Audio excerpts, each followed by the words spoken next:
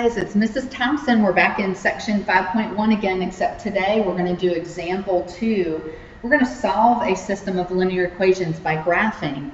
You're going to actually learn in the course of this week 3 strategies for solving systems of linear equations, and I will admit to you right now on this video that graphing is my least favorite. It entails a lot more work, and I think the other 2 strategies can help you find the answers a little bit easier. But I have to show you all strategies, so today that's what we're going to be doing in example 2. We're going to solve by graphing, okay? So that's why you have your graph paper.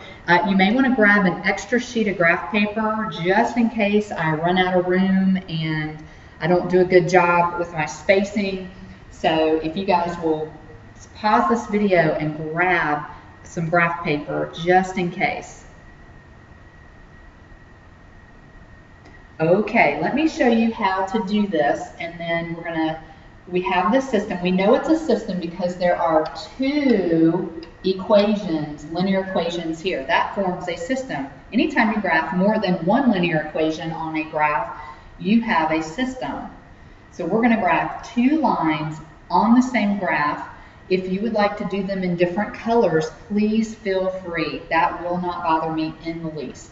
Okay, now let's start with letter A.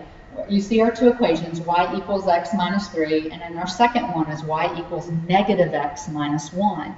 Now let's be very, very descriptive on how we think these lines should look. Let's start with y equals x minus 3, okay?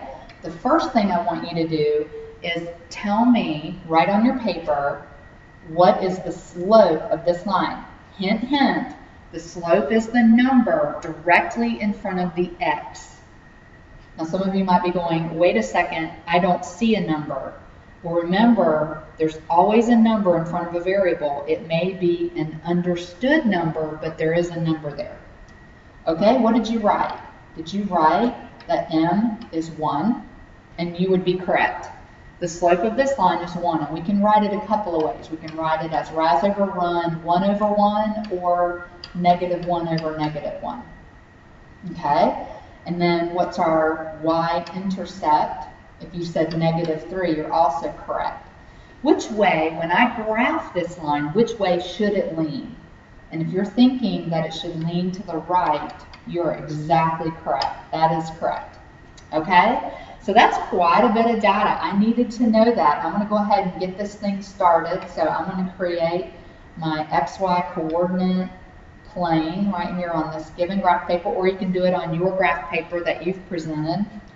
And let's see here. Start with the y-intercept, negative 3. So find negative 3 on the y-axis. And then let's go up 1 over 1, up 1 over 1. I'm going to do that just a couple of times, because I want to see a pattern emerging. I could also go down 1, back 1. Is it leaning to the right as I was anticipating? And yes, it is. So let's draw a line through this and we're good to go. All right, beautiful. Now let's go to our other equation, y equals negative x minus 1. Now the slope in this one, now there is that negative sign in front of x, that's actually the number negative 1. So my slope can be negative 1 over positive 1 or positive 1 over negative 1. It will lean left, as it should. It's a negative slope. It should lean to the left. And then my y-intercept is at negative 1. Okay? So let's graph negative 1 on the y-axis. And then this time, if you go up 1, then you've got to go left 1. So you can go up and left. And you see it's carrying me away from the line.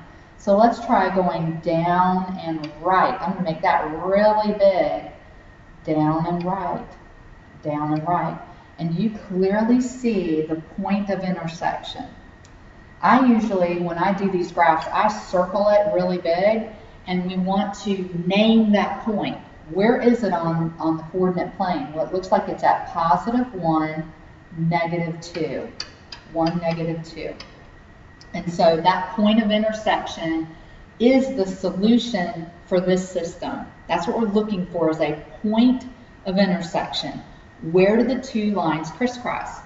So as long as they crisscross at integers on the grid intersections, we're good to go. We can identify that point very easily. It's when they don't, and that means graphing would not be the best option. I'm sorry guys, I'm getting over a cold. Okay, so you can check your answer, and we did this in example 1. You just take your numbers and you plug them in. Remember, x is 1, negative 2 is y. So for the first one, if we plug in that 1 right there, 1 minus 3, is that equal to negative 2? Yes, it does. It checks out. We can do the same thing here. Plug in that 1 right there for that x. The opposite of x, the opposite of 1 is negative 1. What's negative 1 minus 1? You're right, it's negative 2. So it works out, it checks out. And so you don't have to show me the written checkout. You can check it in your calculators or mentally, whatever works for you. Okay, now let's look at letter B. Letter B is set up a little bit differently. As you can see, this particular equation right here is not written in slope-intercept form. That's okay. You can change it to slope-intercept form. Remember, in order for an equation to be in slope-intercept form, you just have to solve for y.